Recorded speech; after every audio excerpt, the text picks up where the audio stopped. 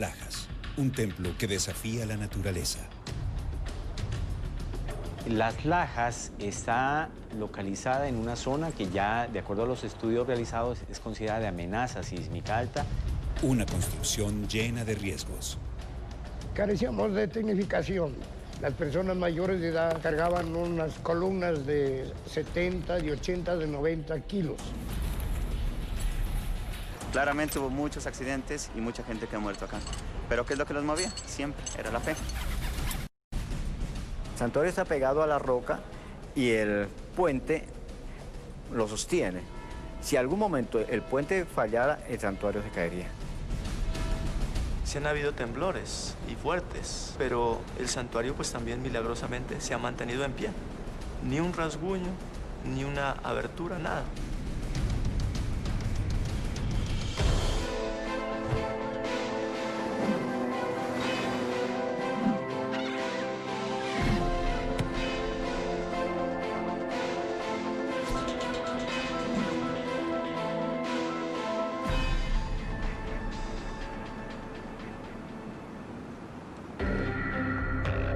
El cañón del río Guaitara traza una frontera natural entre Colombia y Ecuador.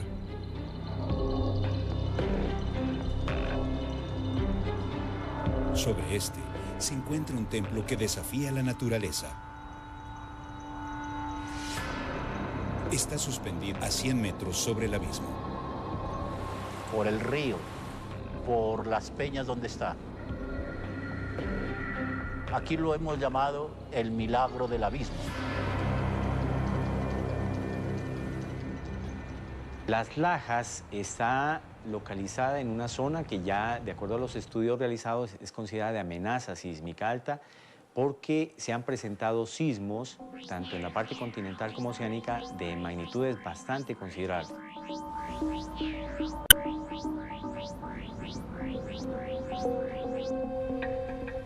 La actividad sísmica es monitoreada en toda la región.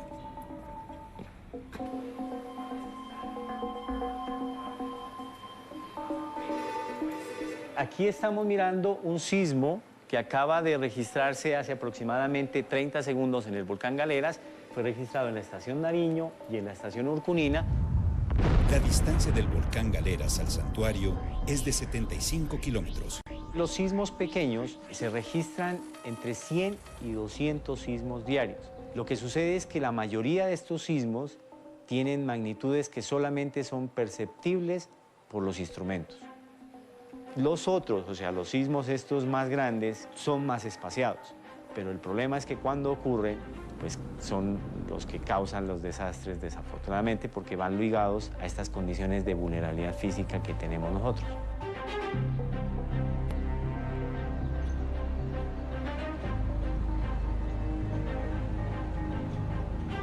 El santuario, al que acuden más de 60.000 fieles cada mes, está ubicado sobre la falla del Guaitara y en el centro de 7 volcanes activos.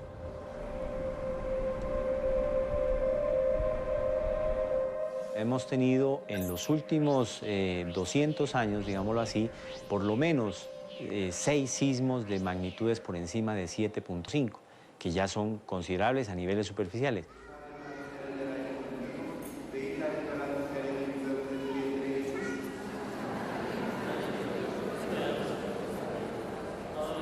Hubo un maremoto en Tumaco y se sintió duramente acá en Ipiales. La casa nuestra se cuarteó terriblemente, salimos todos a la calle, toda la gente estaba en la calle, toda la gente gritaba.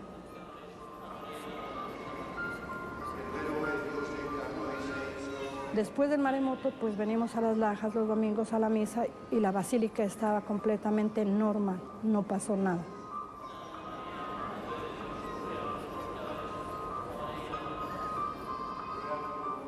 Es un milagro de la Virgen Santísima.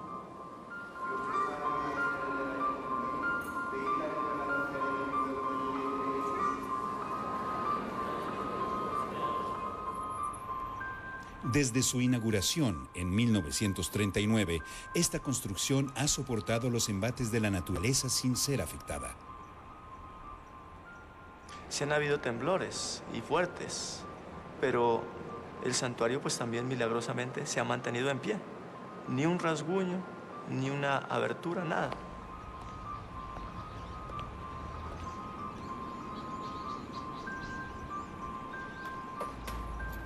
La historia del santuario comienza en 1754 con una pequeña choza.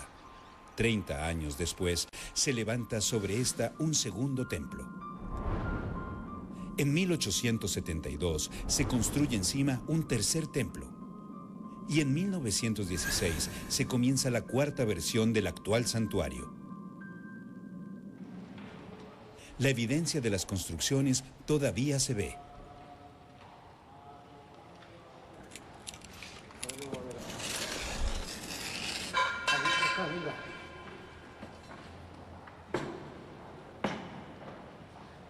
Cuando levantaron el piso anterior para colocarle ahora este mármol, fue cuando descubrieron esta tumba. Para allá, para allá, para allá.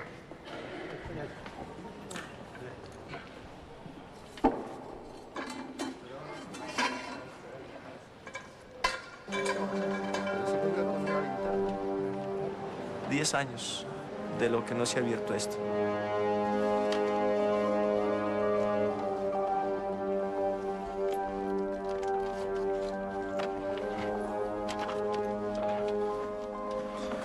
Bueno, pues aquí nos encontramos en la parte subterránea del templo.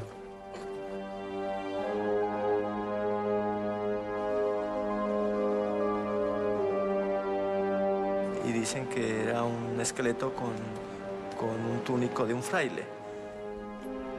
Nos encontramos pues en las bases del tercer templo, piedra más brusca, más tosca, y también en la peña, donde está pues la parte de la piedra laja.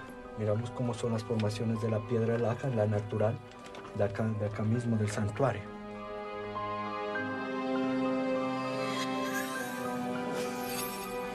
Las distintas versiones han sido construidas una sobre otra a través del tiempo.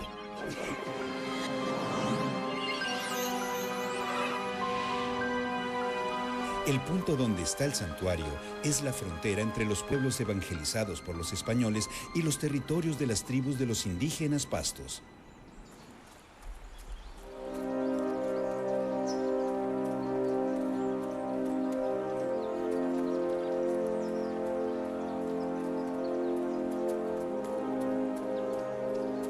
Así lo relata Fray Juan de Santa Gertrudis, donde comenta cómo al otro lado del Guaitara, en lo que es ahora el pueblo de Potosí, pueblos de indios pastos, resisten a la misión, es territorio del diablo, así lo dice, del enemigo.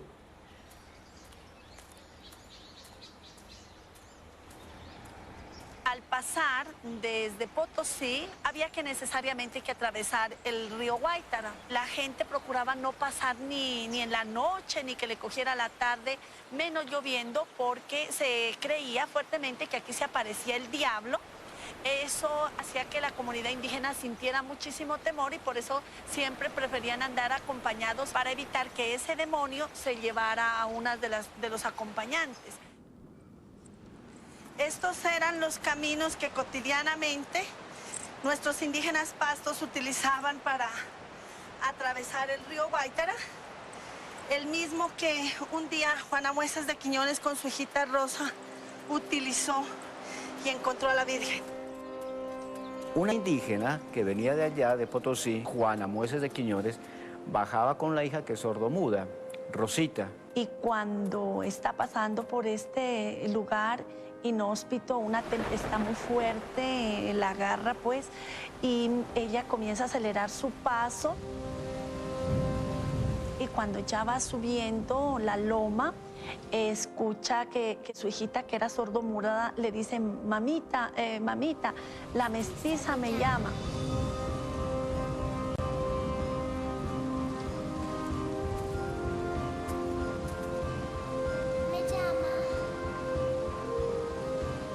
Ese fue el primer milagro que se dice que la Santísima Virgen María hizo en este lugar.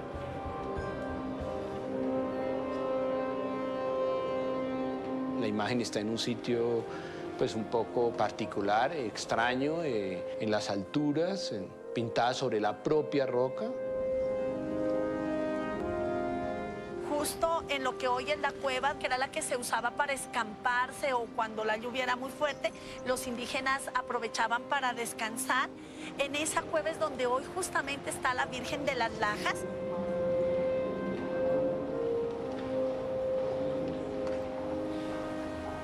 La aparición ante la pequeña Rosa Mueces desata un fervor devoto a lo largo de toda la región. Son muchas las religiones que desafían la altura.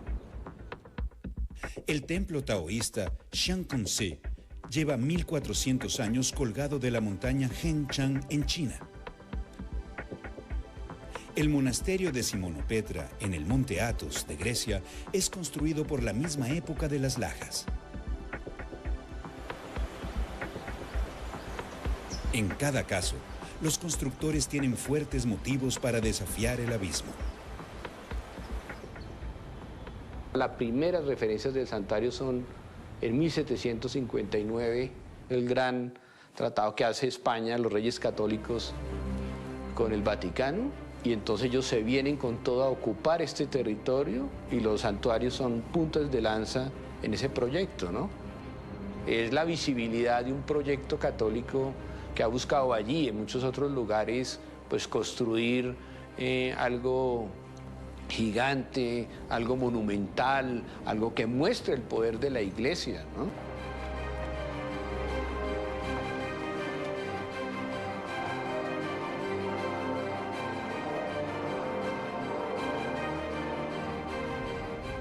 Un peregrino arquitecto me decía, a mí ni se me ocurriría ni por broma construir un edificio ahí en ese abismo. Eso no se le ocurre a nadie. Y es cierto, pero a Dios sí, mire.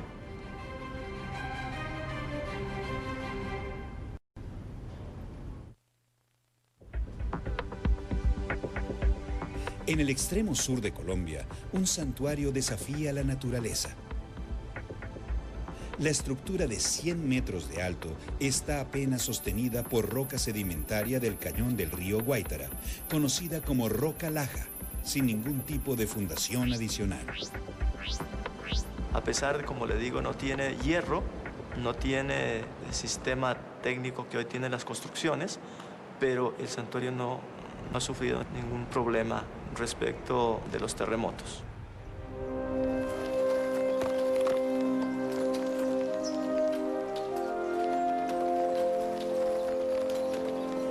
Se ve la necesidad de proteger la imagen de la Virgen y en su afán los devotos junto al padre Villafuerte construyen una chocita de paja con chacla. Comienza entonces la construcción, digamos, de ese santuario, al principio muy sencillo. Muy típica el estilo a nuestra comunidad Pasto, que es las viviendas tradicionales de esta comunidad. Era una chocita pequeña, no daba abasto en la medida en que se conocía de la aparición de la Virgen. Esta chocita duró solamente 40 años y tuvieron que inmediatamente comenzar a trabajar y a luchar para poder ampliar y hacer algo más digno de la Virgen. Y en 1769 comienza la construcción, un templo con capacidad para 100 fieles.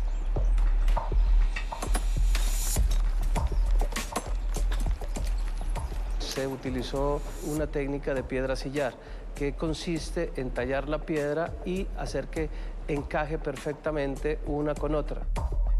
La estructura de las piedras se sostiene por sí misma, es autoportante.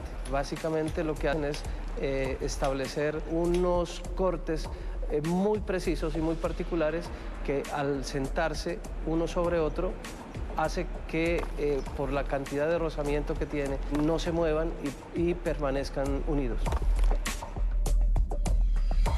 Sobre el segundo templo se construye la tercera versión casi 100 años después, para luego construir sobre esta el templo actual.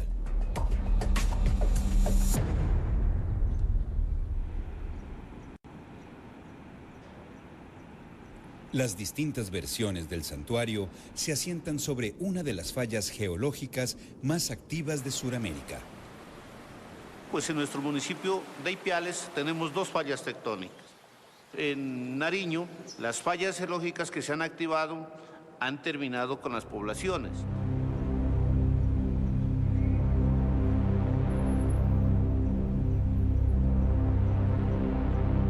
Muchos de los lajeños se apegan a la religión en el aspecto de que no pasa nada porque la Virgencita nos protege, pero recordemos que la naturaleza hay que respetarla.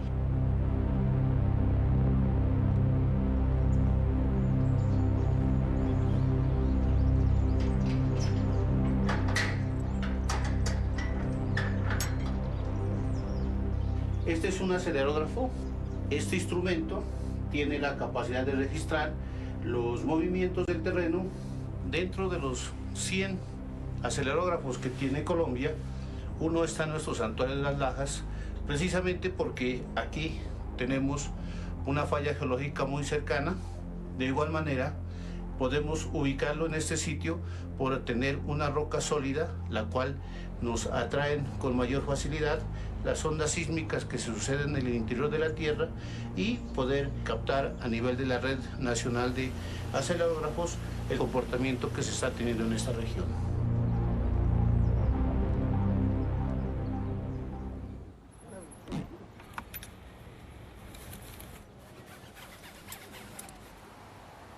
Bueno, en este momento estamos en la plazoleta del Santuario de las Lajas. Vamos a hacer un trabajo de altura, más o menos aproximadamente de unos 90 metros. ¡No te soltes, Alex!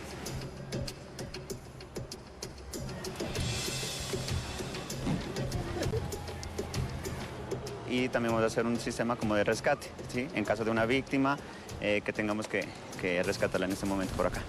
Listo, vamos.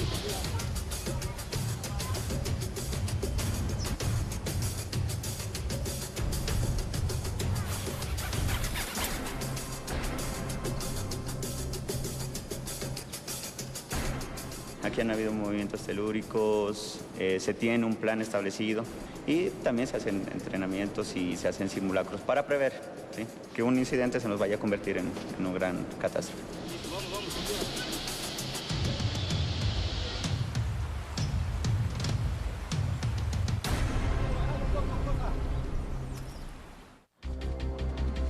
Un templo rodeado de volcanes y suspendido sobre una de las fallas geológicas más inestables del sur de Colombia se mantiene en pie desde hace casi 3 siglos. Para algunos es un milagro de la Virgen, mientras otros lo consideran una revelación de la ingeniería. Esta es la Piedra Laja, donde dio origen al nombre del corregimiento y al santuario. Podemos también aquí observar cómo está entrecrustada la roca Laja con diferentes capas de la tierra y han constituido lo que es nuestra falla geológica del Guaitara. Esta falla, prácticamente que podemos mirar en verde por la humedad que se está ocasionando, si nosotros siguiéramos hacia el interior de la Tierra, pues llegaría a lo que son nuestras dos placas tectónicas grandes de Sudamérica y la de Nazca, y es la que realmente son las que producen los sismos o movimientos telúricos. Arquitectos e historiadores analizan cómo el templo logra mantenerse en pie justo encima de la falla geológica.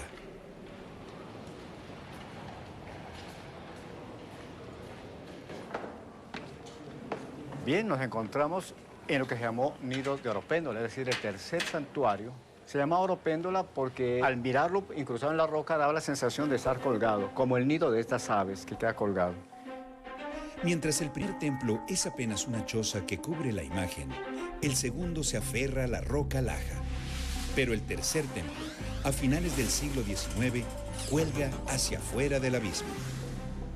Esta grada sube al lado del altar de la Virgen, donde ahora se ubica el coro. Todo esto es piedra sin labrar y llegaba hasta este muro. De aquí para allá ya era el barranco, el abismo. Hasta aquí llegaba Nido de Oropéndola.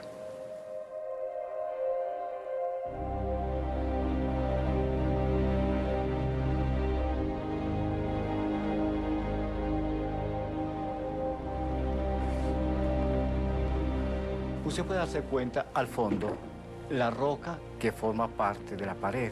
Es decir, el templo, el santuario, toda la estructura está íntimamente ligada a la roca. Donde hay una roca que entra, el santuario entra. Y donde hay una saliente, el santuario sale. Es decir, se va acoplando en la roca. Eso le da una seguridad.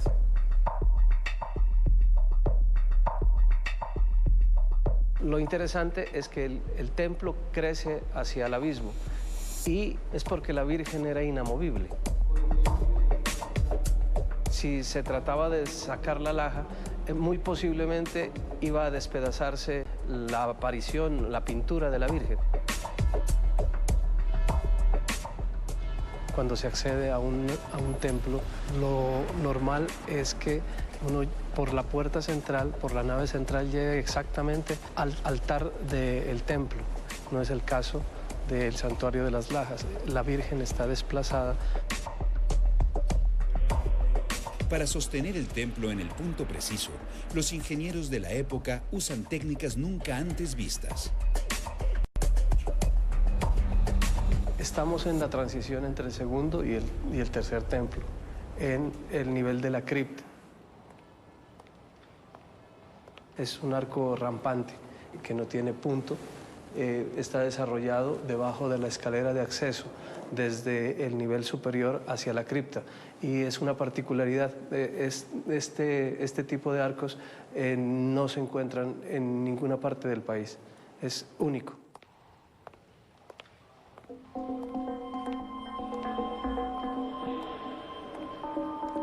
Nosotros estamos debajo de una bóveda crucería, que es donde están colocadas las lámparas, y estas bóvedas de crucería son las que están soportando la plaza en la parte de arriba.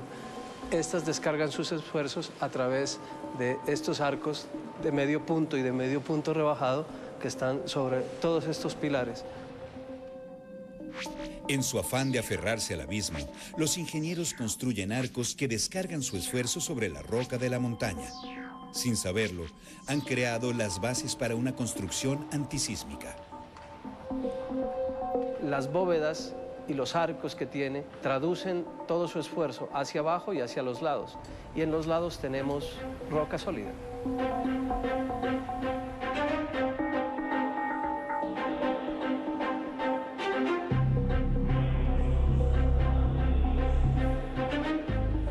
En nuestro santuario de las Lajas, en el momento que ocurre un movimiento telúrico y vienen dos ondas, lo que ocurriría con nuestro santuario es que chocarían sobre la roca firme y se dispersarían. Esto es lo que nos ha causado de que hasta el momento no tengamos ninguna falla, ninguna fisura, digámoslo así, en nuestro santuario, a pesar de todos los sismos que ya han existido. Estamos hablando de una construcción que, su versión inicial se hizo hacia 1750, ¿cierto? Con varias etapas. No había en Colombia normas sismorresistentes. El terremoto de Popayán, que destruye la ciudad de Popayán, da pie al Código Colombiano de Construcciones Sismorresistentes, el primer código. Estamos hablando de 1984. Antes no existían esas normas. Con el nido de Oropéndola, los constructores del santuario logran hacer una estructura sismorresistente 100 años antes de que se impusiera este código en Colombia. En esa sucesión de templos, después del nido de Oropéndola, ya a finales del 1800, ya se piensa en una obra mucho más grande. Hubo varios intentos. Monseñor Fray Ezequiel Moreno, que fue obispo de Pasto, ahora santo, dice en una de sus cartas, dice, bueno, hay que hacer algo propio para nuestra madre. Es que la capilita ya no alcanza. Dicen, bueno, ¿y dónde? Y él da la idea, dice, si es preciso, en el aire. No hay posibilidad de ensanche ni por la parte de atrás ni por los lados. Es necesario levantar el templo por el frente del actual santuario en el espacio aéreo entre el cañón. establecer una plazoleta, un puente que atraviese de lado a lado el cañón del Guaitara y que genere el atrio de acceso a la nueva edificación. La primera idea era de hacer este templo al estilo republicano, unas paredes gruesas, es decir, que le dé como ese aire de poder, de grandeza, ¿no? Pero esos planos no dieron resultado, se perdieron. Vinieron arquitectos del Ecuador y empezaron a construir este plano que tampoco les dio resultado. Pensó hacer esta plancha que uniera las dos riberas del río, pero no tuvo los planos adecuados y se le cayó.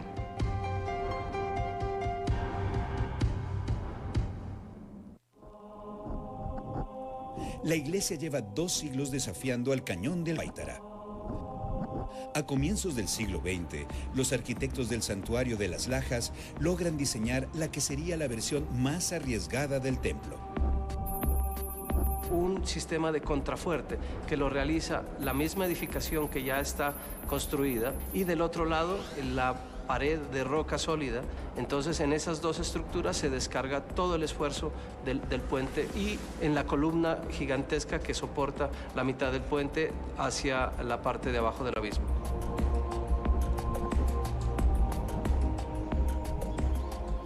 Llevar el diseño a la realidad se convierte en un reto sin precedentes. Dada la gran dificultad que muestra y la gran pendiente del abismo, la dificultad era inmensa para trasladar el material, para poder sobre el abismo bajar, ubicar sobre la vertiente a los constructores, a los obreros que eran los devotos. Expertos alpinistas recrean lo que habrían vivido. Nosotros ya tenemos equipos, cuerdas, equipos especializados que son livianos y que sirven para este propósito. ¿Cuánto te lleva a la derecha con la cuerda? Ya, ahí. Por ese lado. Cógete de la otra. Eso.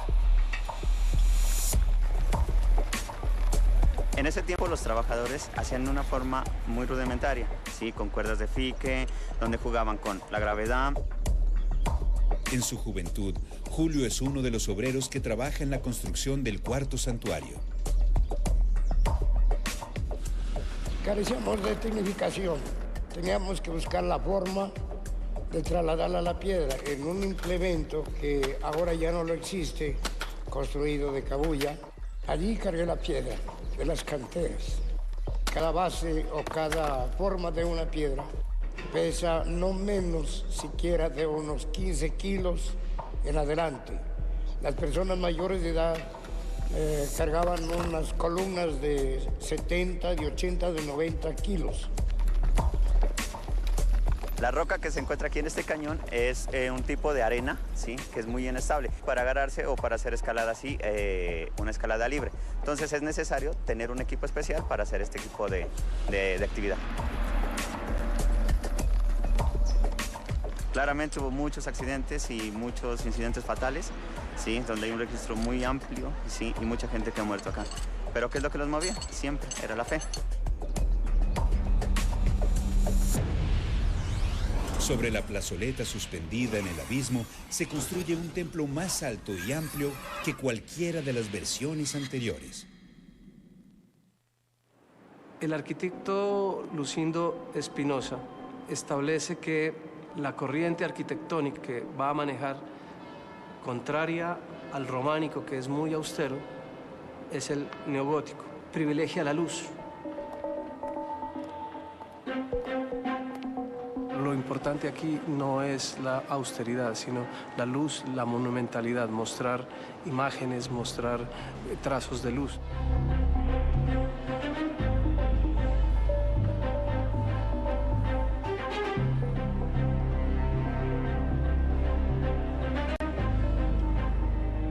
Iban derrumbando poco a poco el templo y sobre él iban levantando las columnas, las naves en forma paulatina, con una belleza neogótica.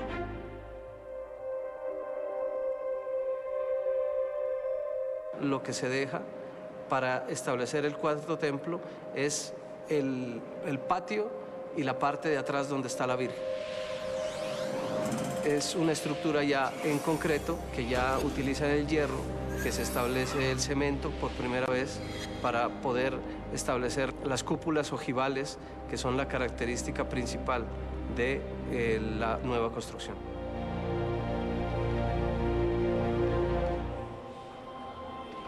La verticalidad de las cúpulas ojivales minimiza la presión sobre los lados de cada columna. Las columnas con las nervaduras que a uno como que lo obligan a mirar hacia arriba, y arriba son las estrellas que se entrecruzan, ¿sí? Lo elevan.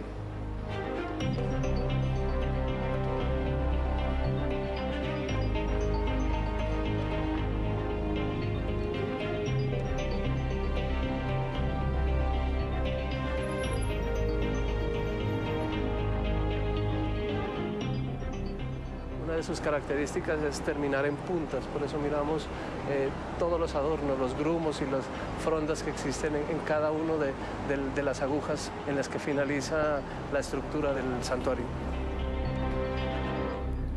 El puente y la nueva construcción crean una palanca en la que el uno depende del otro para su sostenimiento. El santuario está pegado a la roca y el puente lo sostiene. Si algún momento el puente fallara, el santuario se caería. Y en las bases de la plazoleta se mueve una nueva amenaza natural.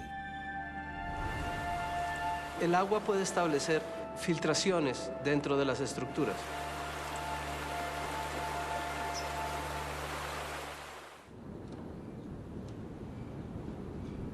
Movidos por la fe, arquitectos, sacerdotes y devotos han creado una secuencia de construcciones que se aferran al vacío, enfrentando una de las fallas geológicas más activas de Colombia y al caudaloso río que amenaza su base.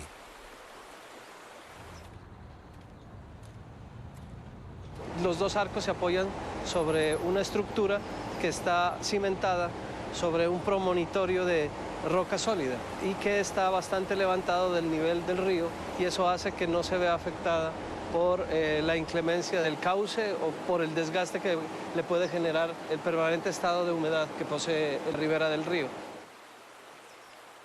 El otro arco vemos cómo se soporta directamente sobre la peña y que es roca sólida. Es la manera como los arcos, la plaza, sus esfuerzos laterales se transmiten hacia la pared de roca. La plazoleta se convierte en un puente que une los lados del río Guaitara.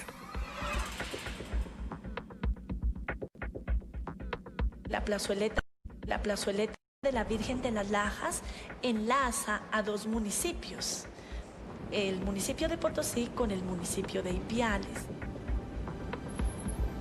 Hay un desafío ingenieril, de cálculo, para sostener el santuario prácticamente en la nada y generar pues una impresión muy bella, que es la que también a uno le asiste, ¿no? Después de desafiar la naturaleza, los visionarios constructores del templo deciden alterarla en función de la construcción. El sacerdote Collins mira que el paisaje es muy atractivo, pero que había una gran oportunidad de montar una cascada artificial frente al santuario.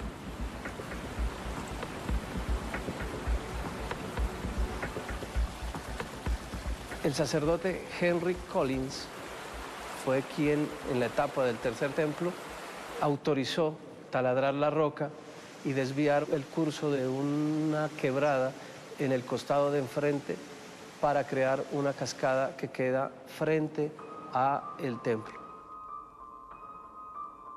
La construcción alrededor de la pintura consolida la fe en la región y lo hace además retomando una vieja tradición indígena.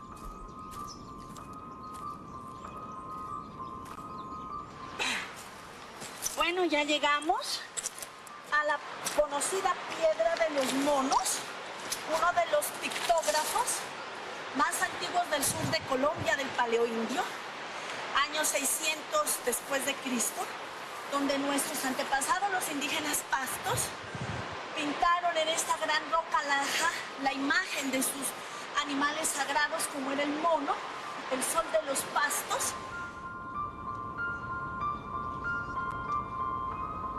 Naturalmente que toda esa fe, todas esas creencias, luego las vamos a ver trasladadas hacia una concepción distinta desde la Iglesia Católica.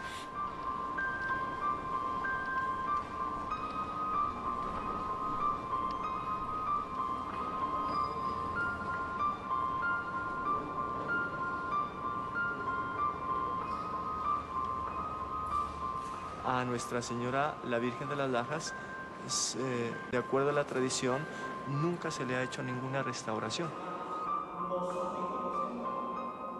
Para la Iglesia, la duración es prueba de la naturaleza milagrosa de la Virgen, pero expertos intentan descifrar su origen. Es una obra anónima, por supuesto, pero tiene muchas similitudes con el arte quiteño del siglo XVIII. Es una representación clásica de una Virgen del Rosario, tiene el rosario en su mano derecha. Estos elementos han llevado a atribuirle la obra a Pedro Bedón, un fraile dominico que vivió en Quito entre el siglo XVI y XVII.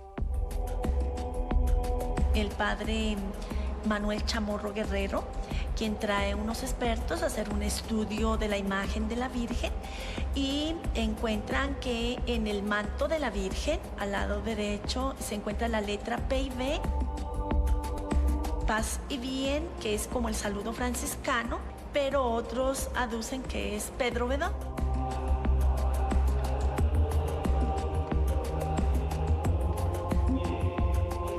Pero el padre Pedro Bedón nunca firmó las obras. Las obras que él tiene no llevan esa firma. Entonces, ¿por qué tenía que firmarla esta obra?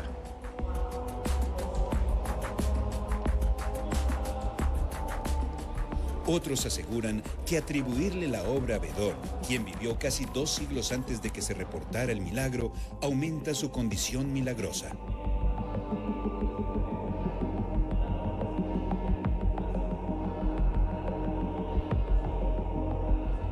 El verdadero milagro para mí es que esta pintura, si fue hecha por manos de hombre, ¿cómo se mantuvo intacta hasta que la descubrieron?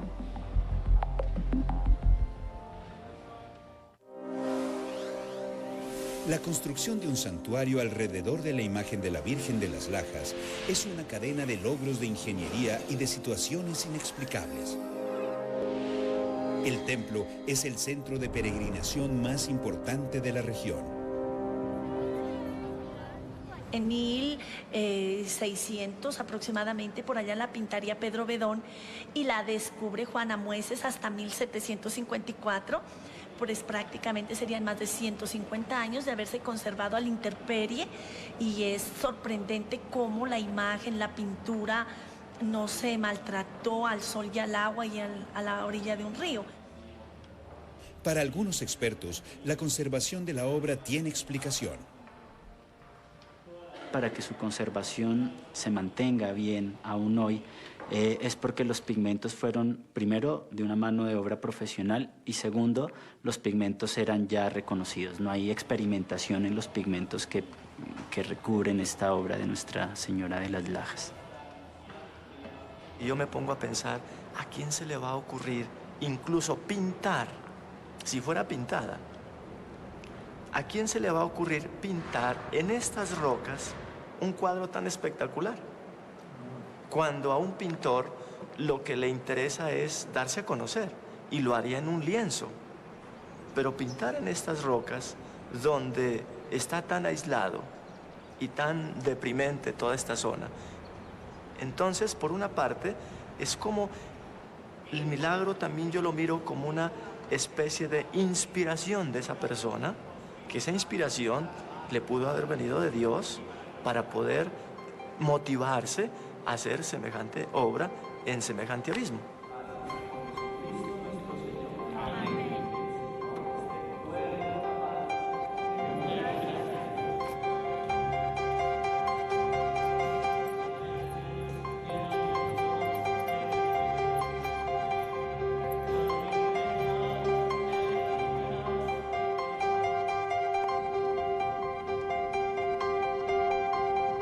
En todas las rocas, en todas las paredes aledañas al santuario, hay centenares, millares de placas de todas las clases, unas en bronce, acrílico, en mármol, pero todas con el mismo objetivo, acción de gracias a la Virgen de las Lajas por favores recibidos.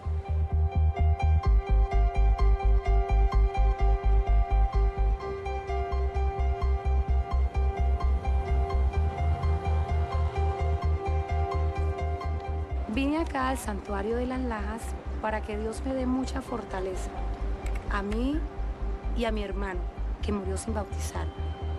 Y vine acá a la iglesia a pedirle a la Virgen de las Lajas para que también ayude al espíritu de mi hermano y descanse en paz.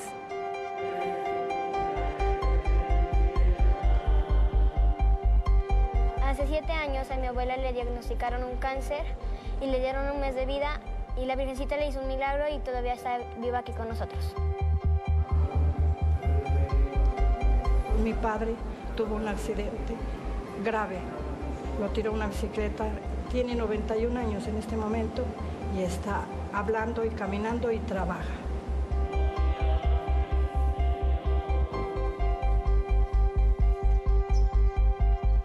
Yo imploré mucho y le pedí a la Virgen de las Lajas que intercediera por mí.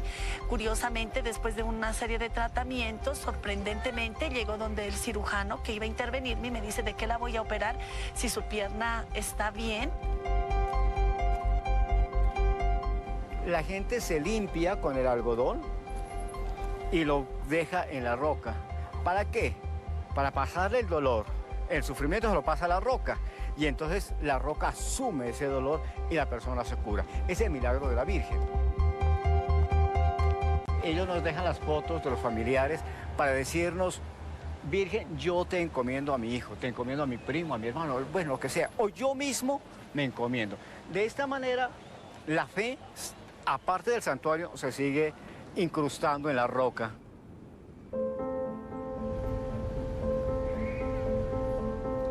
Desde la pequeña choza que protege a la Virgen, la sucesión de templos aferrados a la roca Laja atrae a millones de peregrinos. La mayoría de los santuarios están en las altas montañas o en sitios muy particulares. La experiencia religiosa no es creer o no en una religión o en otra, en un Dios, sino en la intuición de lo sagrado.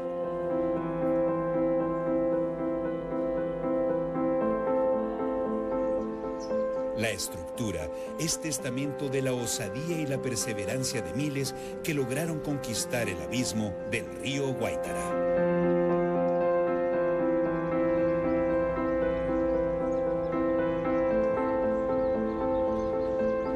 El mayor componente del arquitectónico, si se puede llamar así, del Santuario de las Lajas es la fe.